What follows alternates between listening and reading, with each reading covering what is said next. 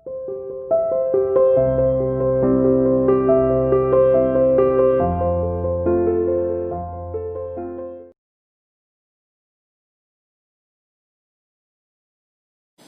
बार फिर आप सभी का ऑनलाइन क्लासेस या इंटरनेशनल स्कूल में स्वागत। आशा करता हूं कि आप सब स्वस्थ होंगे। इससे पहले वाले टॉपिक में हमने बेटा बात की आप सभी के साथ कि इंडस्ट्रीज का classification on the basis of raw material, और उसमें हमने पढ़ा कि इंडस्ट्रीज एक तो एग्रीकल्चर बेस्ड इंडस्ट्रीज है, एग्रो बेस्ड इंडस्ट्रीज, और दूसरी है मिनरल बेस्ड इंडस्ट्रीज।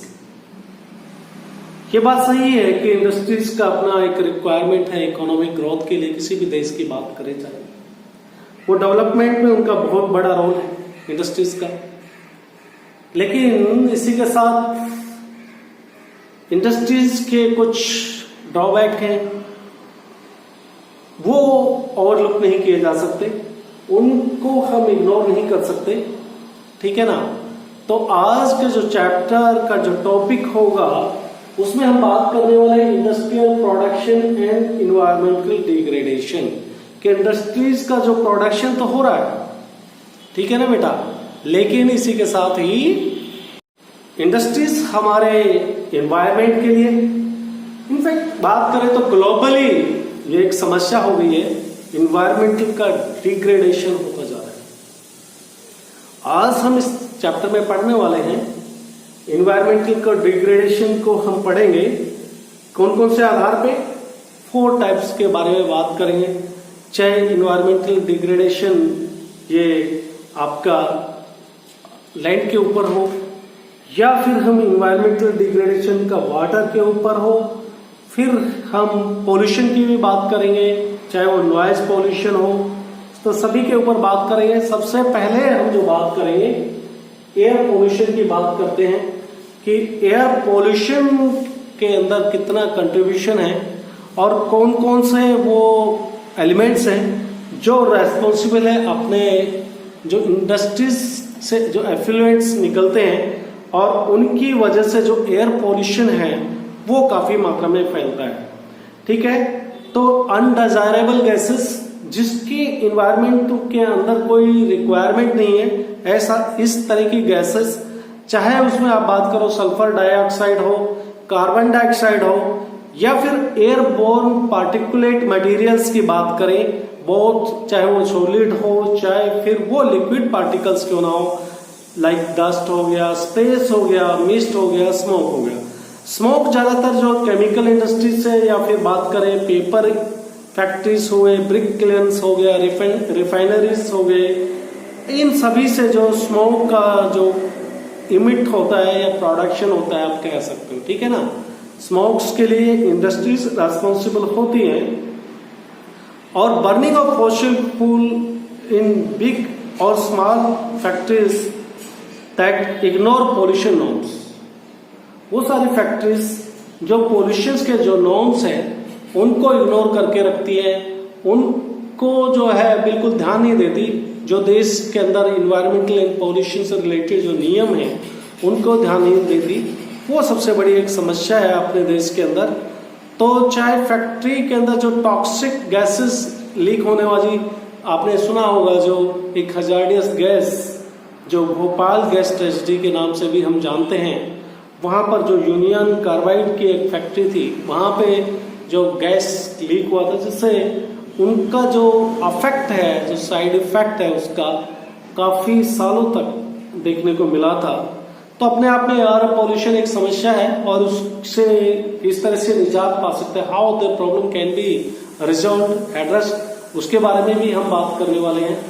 और अब हम बात कर लेते हैं वाटर पोल्यूशन के ऊपर में बात कर लेते हैं। वाटर पोल्यूशन भी अपने आप में जितने भी इंडस्ट्रीज हैं वो अपने एफ्लुएंट्स हैं वो डिस्चार्ज करती हैं, किसके अंदर, रिवर्स के अंदर या फिर पॉन्ड के अंदर बात करें तो ये एफ्लुएंट्स जो कल्प्रिट हैं चाहे पेपर इंडस्ट्री की बात करें, कल्प इंडस्ट्री की बात करें, या फिर केमिकल और टेक्सटाइल डाइंग का काम हो, या फिर पेट्रोलियम इंडस्ट्रीज हो गई आपकी रिफाइनरीज, ये इलेक्ट्रोप्लेटिंग इंडस्ट्रीज हैं, ये सारे के सारे इसके लिए रेस्पॉन्सिबल है। कौन कौन सी इंडस्ट्रीज की बात करी हमने? ऑर्गेनिक और इनऑर्गेनिक इंडस्ट्रीज, जिनका वेस्ट या एफ्लुएंस डिस्चार्ज होता है रिवर के अंदर, ठीक है ना। पल्प हो गया, केमिकल इंडस्ट्रीज हो गई, टेक्सटाइल डाइंग का काम, पेट्रोलियम रिफाइनरीज का काम हो गया, और टेनरीज हो गया, इलेक्ट्रोप्लेटिंग इंडस्ट्रीज, ये सारे के सारे रेस्पॉन्सिबल हैं इसके लिए। चाहे बात करें आप डिटर्जेंट हो गए, या फिर acid, salts, heavy metals like lead, mercury, और पेस्टिसाइड्स की क्यों ना बात करें। जो पेस्टिसाइड्स हम इस्तेमाल करते हैं खेती के अंदर, ये भी अपने आप में एक वाटर को पोल्यूट करने में बहुत बड़ा इसका कंट्रीब्यूशन है। और पंजाब के अंदर जिस तरह की समस्याएं, जो कैंसर के केसेस बढ़ते जा रहे हैं, that one of the cause of water pollution due to the spraying of pesticides, excessive spraying of pesticides, आप इसकी बात कर सकते हो। पंजाब में इसका काफी इस्तेमाल हुआ और उसके आज खामियाजा वो वहां के जो किसान है वो भुगत रहे हैं। इसी के साथ में जो सिंथेटिक केमिकल्स हो गए, चाहे कार्बन के साथ प्लास्टिक, रबर की बात करें, वो वाटर बॉडीज के अंदर हम उनको फ्लोट कर देते हैं, तो that are the also contribute in spreading of the water pollution. Fly gas, phospho, gypsum, iron और स्टील गैस, स्टील जो स्लैग्स हैं, स्टील से जो स्टील इंडस्ट्रीज के अंदर जो काम करते हैं, तो कुछ इम्प्योरिटीज जो आयरन या स्टील बनाने के टाइम इम्प्योरिटीज जो निकलती है, उनको भी हम डिस्चार्ज कर देते हैं वाटर के अंदर। तो ये सारे कारण है जिसकी वजह से वाटर का पोल्यूशन जो है बढ़ता जा रहा है, ठीक है ना। बेटा हम बात कर लेते हैं, आपने वाटर पोल्यूशन, एयर पोल्यूशन और वाटर पोल्यूशन को ले लिया है। अब हम थर्मल पोल्यूशन के बारे में बात करते हैं, जो थर्मल पावर प्लांट्स हैं, जहाँ पे इलेक्ट्रिसिटी का जो प्रोडक्शन होता है। तो थर्मल पावर प्लांट्स के अंदर पानी जो है काफी मात्रा में उस पानी का इस्तेमाल होता है, और उस पानी का जो टेम्परेचर है वो काफी ज्यादा होता है, बॉइलिंग पॉइंट से बहुत ज्यादा होता है। तो ये अपने आप में जो इस तरह का जो पानी है, जो हॉट वाटर, जो फैक्ट्री से या थर्मल पावर से हम रिवर के अंदर जो ड्रेन कर देते हैं, नदियों में इस पानी को निकाल देते हैं। अब सोचिए, जस्ट इमेजिन, वो गर्म पानी जब नदियों के अंदर जाएगा तो जो एक्वाटिक एनिमल्स हैं उनकी क्या हालत हुई? Will they survive? आप मुझे कमेंट करके बताइए, क्या वो जिंदा रह पाएंगे इस तरह की स्थिति में, जब पूरा गर्म पानी आप नदी में छोड़ दे रहे हो? Just imagine, it is very tragic, ठीक है ना। सुनकर ही एक अपने आप को मतलब रोंगटे खड़े कर देने वाली बात है ये। तो waste from the nuclear plants and the weapon production facilities causes cancer. My god, जो न्यूक्लियर प्लांट्स हैं उनसे जो वेस्ट प्रोडक्शन होता है, या फिर आपके जो वेपन प्रोडक्शन की फैसिलिटीज है जहां पे हथियार तैयार होते हैं, वो जो वेस्ट है वो अपने आप में एक कैंसर का कारण बनता है। साथ ही इस तरह के वेस्ट से मिसकैरेजेस होते हैं। मिसकैरेजेस का मतलब बर्थ, मिसकैरेज मतलब बच्चा जब 3-4 महीने का पेट में होता है तो उसी टाइम वो अबॉर्ट हो जाता है, वो अपना फुल टर्म बेबी के रूप में इस दुनिया में जन्म नहीं लेता है, मिसकैरेज बोलते हैं उसको। तो ये बर्थ डिफेक्ट्स होते हैं। ये सारे जो अपने आप में न्यूक्लियर पावर प्लांट या थर्मल पोल्यूशन के अपने आप में कुछ कारण हैं। हम dumping of waste, specially glass, harmful chemicals, इन सब का इंडस्ट्रियल एफ्लुएंट्स या फिर पैकेजिंग, गार्बेज, ये जो है सोइल को एकदम यूजलेस बना देते हैं। जिस तरह से हम ये वेस्ट का जो डंप करते रहते हैं, आपने दिल्ली के आसपास के क्षेत्र में देखा होगा, बाहर के इलाके में कई एकड़ जमीन के अंदर जो वेस्ट, जो दिल्ली का वेस्ट है, वो पूरा का पूरा डंप करके रखते हैं। तो ये बहुत ही एक भयावह समस्या है जिसके बारे में कुछ किया जाना चाहिए। ये पोल्यूटेंट्स है जो ग्राउंड वाटर के लिए और ग्राउंड वाटर को भी कंटामिनेटेड करते हैं। कंटामिनेटेड मतलब वो पानी पीने के लायक नहीं रहता है, काफी सालों तक इसका इफेक्ट रहता है। अब बेटा हम बात कर लेते हैं नॉइज पोल्यूशन की। नॉइज पोल्यूशन की बात करें तो जितने भी इंडस्ट्रीज हैं या फिर व्हीकल्स हैं, इनका जो हम इस्तेमाल करें, ये अपने आप में नॉइज पोल्यूशन एक इरिटेशन का कारण बनता है, एक एंगर का कारण बनता है। जितने भी जो घर रोड के आसपास में हैं, इंडस्ट्रियल एरिया में जो घर हैं, इंडस्ट्री तो इनफैक्ट आजकल अर्बन एरिया से बाहर रिलोकेट कर दी गई है, लेकिन आपने देखा होगा जो हाईवे के आसपास के घर हैं, उनकी जो सुनने की क्षमता धीरे धीरे खत्म होने लगती है। ठीक है ना, इतनी जो नॉइज का जो पीक है वो सुनते सुनते उनकी जो हियरिंग लॉस की प्रॉब्लम्स आ जाती हैं, हार्ट रेट इससे बढ़ते हैं, बहरापन की समस्याएं बढ़ती हैं, साइकोलॉजिकल इफेक्ट्स होते हैं, अनवांटेड साउंड, जिस तरह की साउंड को आप सुनना नहीं चाहते, इरिटेंट होती है अपने आप में, और ये सोर्स ऑफ स्ट्रेस है। और चाहे बात करो इंडस्ट्रियल और या फिर कंस्ट्रक्शन एक्टिविटीज, जो बिल्डिंग्स वगैरह बनती हैं, जहाँ पे मशीनरी है या फैक्ट्री इक्विपमेंट्स या जनरेटर्स हैं, और या फिर न्यूमेटिक और इलेक्ट्रिक ड्रिल्स का जो काम होता है, ड्रिल्स से जो आवाज होती है अपने आप में एक काफी भयानक आवाज। ऑफ कोर्स ये काम हमें करना है, लेकिन इसी के साथ में जो नॉइज पोल्यूशन के जो नॉर्म्स हैं उनको हम फॉलो करें, इम्प्लीमेंट करें, शक्ति के साथ में लागू हो देश के अंदर, तो इन समस्याओं को कहीं हद तक हम कंट्रोल कर सकते हैं। तो अभी तो हमने बात की, ये सारी समस्याएं होंगी, एयर पोल्यूशन की बात करी, वाटर पोल्यूशन, थर्मल पोल्यूशन और नॉइज पोल्यूशन की। अब हम बात करेंगे कि कंट्रोल ऑफ इन्वायरमेंटल डिग्रेडेशन को हम कैसे, ये इन्वायरमेंटल डिग्रेडेशन एक समस्या है, हमने इसको माना, अब इसको कंट्रोल कैसे कर सकते हैं उसके बारे में बात करेंगे। ठीक है बेटा, तो इन्वायरमेंटल डिग्रेडेशन की समस्या को कैसे हम मिनिमाइज कर सकते हैं।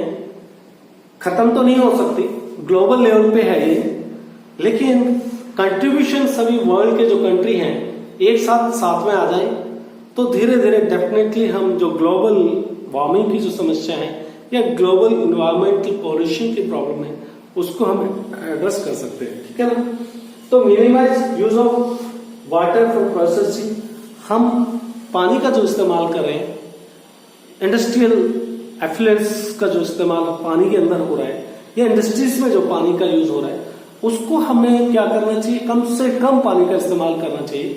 क्या कर सकते हैं, मिनिमाइज कर सकते हैं और रिसाइकलिंग कर सकते हैं, रीयूज कर सकते हैं पानी को। ठीक है ना, और ये सारी तरीके हैं जिससे आप कम पानी से आप ज्यादा से ज्यादा इस्तेमाल कर सकते हो। फिर साथ ही हार्वेस्टिंग ऑफ रेन वाटर, आपकी जो पानी की जो समस्या है उसकी जो डर्थ है उसको कहीं हद तक अगर सभी लोगों का कंट्रीब्यूशन हो तो हम इसको कंट्रोल कर सकते हैं, वाटर रिक्वायरमेंट्स हमारी पूरी हो सकती है। इसी के साथ में हॉट वाटर को जो ट्रीट करना है, आप कूल करने के बाद में उसको पानी को ड्रेन कीजिए, नदियों के अंदर डिस्चार्ज कीजिए, पॉन्ड्स के अंदर भेजिए, लेकिन उससे पहले उसको कूल कर दीजिए ताकि जो समस्याएं हैं जो रिवर और पॉन्ड्स के अंदर जो एक्वाटिक एनिमल्स है और बहुत सारी जो समस्याएं न्यूक्लियर और थर्मल पावर के पॉल्यूटेंट्स हैं उनकी वजह से जो होती है उसके ऊपर एक रोकथाम लगे।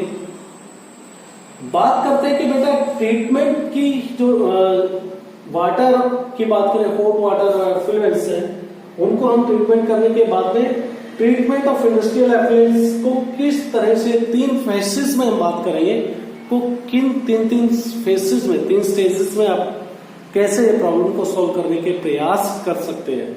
सबसे पहले प्राइमरी ट्रीटमेंट मैकेनिकल मीन्स से होता है, मशीनरी के थ्रू आप प्राइमरी ट्रीटमेंट कर सकते हो।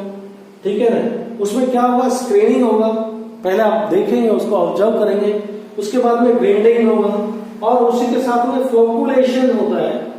फ्लोकुलेशन एक ऐसा प्रोसेस है जिसके अंदर जितने भी एफ्लुएंट्स हैं या तो वो ऊपर आ जाएंगे क्रीम के रूप में या फिर वो सेडिमेंट जैसे नीचे जाके बैठ जाएंगे पानी में। तो ऊपर आ गए तो आप उसको फिल्टर कर सकते हो, नीचे बैठ गए तो भी अपने आप में ये प्रॉब्लम्स काफी हद तक रिजॉल्व हो जाती है। Secondary treatment bye biological process के थ्रू कर सकते हो आप, बायोलॉजिकल प्रोसेस, और फिर लास्ट में tertiary treatment bye biological, chemical, physical process, जिसके अंदर आपका रिसाइकलिंग भी इन्वॉल्व है। एक बार फिर से रिकैप कर लेते हैं इसी टॉपिक को। हमने किस स्टेजेस में इनको पढ़ा? Industrial production and environmental degradation. ये बात एक्सेप्ट करें, स्वीकार करें कि एक समस्या है एनवायरमेंटल डिग्रेडेशन के लिए की, और इसके लिए जो कॉजेस है उसमें आपका जो इंडस्ट्रीज से जो एफ्लुएंस है, या फिर वाटर पोल्यूशन है, या एयर पोल्यूशन है, या फिर नॉइज पोल्यूशन है, ये सारी समस्याएं इंडस्ट्रीज की वजह से हो रही है। इंडस्ट्रीज का लगाना, इसका डेवलपमेंट करना, एक्सपेंशन करना हमारी मजबूरी है। डेवलपमेंट किसी देश की इकोनॉमिक अर्थव्यवस्था उसी के ऊपर डिपेंड है। इसी के साथ में जो समस्याएं इससे जो खड़ी हो रही हैं बेटा, उनको भी हम इग्नोर नहीं कर सकते। उन समस्याओं पे ध्यान देने की जरूरत है।